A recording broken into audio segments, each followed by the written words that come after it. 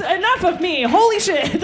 Your next comic coming to the stage. We love him here at camp. He runs an amazing show at the world-famous Laugh Factory called The Young Hustle Show. Keep it going for Skyler Higley.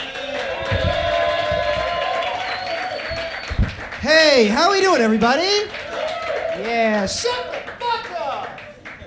Sorry, that's a new character I'm working on called My Dad. Hello. I was raised by white people, which was why my voice sounds like this. And having white parents, I had a white father. That was interesting. My white dad, that was a hard one, actually. My white dad kicked me out of his house. 15 years old, he kicked me out. He said, "Get out of here. You can't live here anymore." Which means my dad was so white that he gentrified his own family. That's what that means. I know. I told my brother like 2 weeks later, he was like, "I know, they're building a Whole Foods where your room used to be." It was insane. It's so weird, right? I've always wanted to be like out here for the community, but like I could never be like a Black Panther, you know? Because you can't be a Black Panther and have a white dad. The Panthers were always like, the white man created the prison system to re-enslave the black man. I'm like, yeah, and then he took away my Xbox. Like, do you hate the white man? I'm like, I hate a white man? I don't know.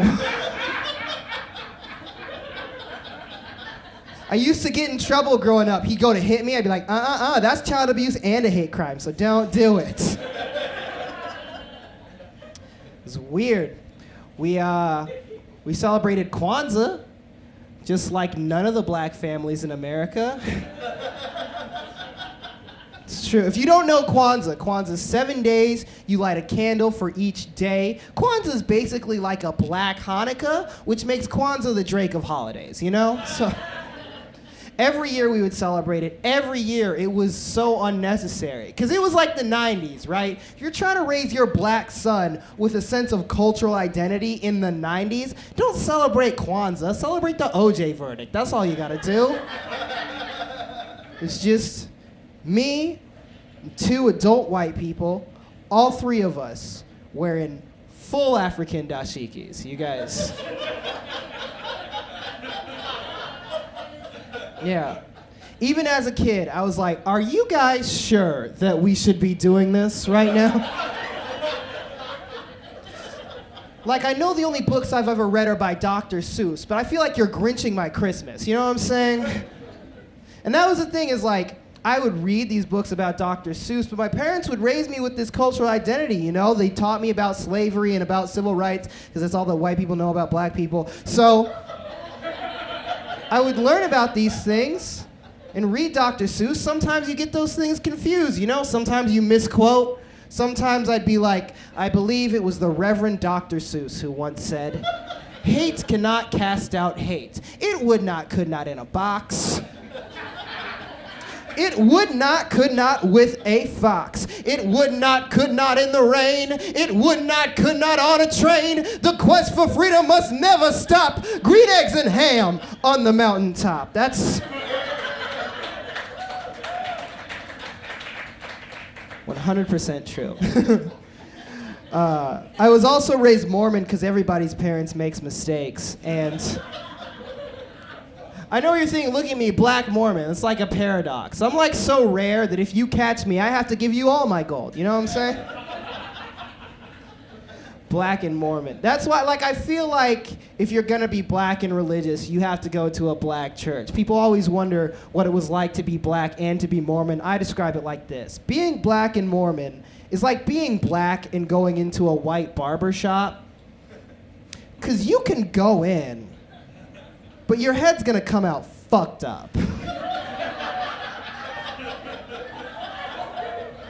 So, I don't believe in segregation per se.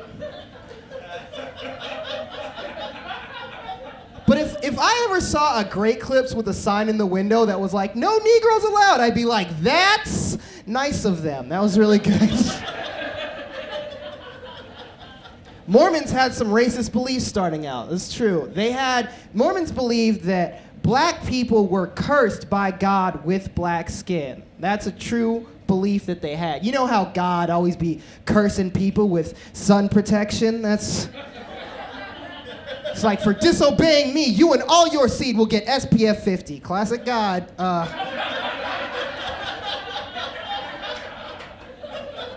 They also believed, this is true, they believed that the devil himself was a black man. The devil was black. You guys know the devil, right? Tricky guy, tempts you with something nice so you make a mistake and then you're his slave forever. Reminds me of a certain race.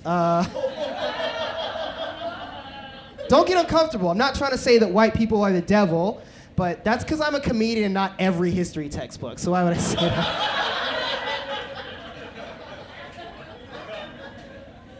None of that stuff bothers me anymore. To this day, like, people think about like religion and stuff. None of that bothers me. What does bother me though about religion, Mormonism, all of that, is in like Christianity. In every painting you see of God, and in every picture of God, God is always a white man. You guys realize that? Isn't that weird? Why is God always a white man when in reality, God is probably not real?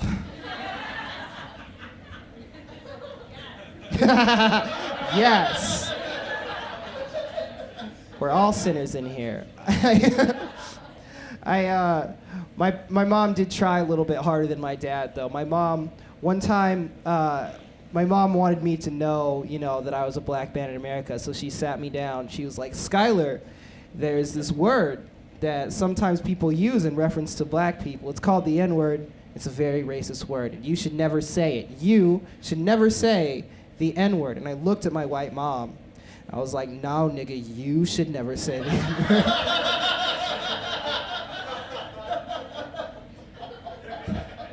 Sometimes you run into racism where you don't expect it.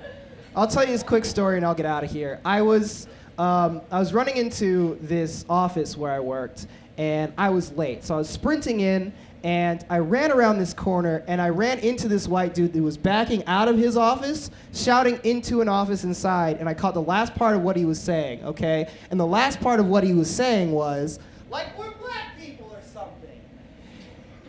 And then we made eye contact. And it was awkward, just like this is right now, and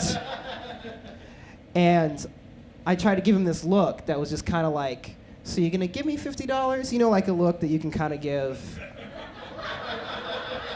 And I'll never forget this. He looked at the ceiling. He was like, no. And then he ran back into his office, closed the door, locked it. Now, I couldn't talk to this man, right? So I'm sitting here in like potential racial tension, all this stuff, and the worst part about this is I only caught the last part of what he said, right? Said like we're black people or something. Was he being racist? Probably. But what if the first part of that sentence was really positive, What if he was saying something like, I wish we looked good in gold too, like something like really... Like, what if it was something like, I wish our people had invented a good genre of music, like something really positive. I was thinking maybe this guy was being really woke, Maybe he was being so woke that he just accidentally woked himself all the way to sleep, right? What if he was talking to his coworker was saying something like, man, Kevin, why is everything so hard, bro? Shit's hard, man. The boss is trying to get me to file all these files, and wife's, she's being just awful, and everybody's trying to get me to watch Game of Thrones. I don't want to watch it. Why is everything so hard for us white men in America? And our other friend here, our woke friend's just like, well, come on, other white dude, also named Kevin. It's not as if everything is so hard. I mean, I don't know, for instance, it's not as if our ancestors were enslaved and then literally after building this country, released into a structurally oppressive society that was socioeconomically stratified to keep our people in the bottom social class through a series of laws and practices such as the Jim Crow laws or the war on drugs, feeding into the current prison industrial complex we have today, leading to an inherent struggle to being alive, a struggle that of course birthed a beautiful flourish in art and culture has come to define the very identity of America today. Like we're black, but that's when I run in and he's like, no! I've been Skyler Higley. Have a good night.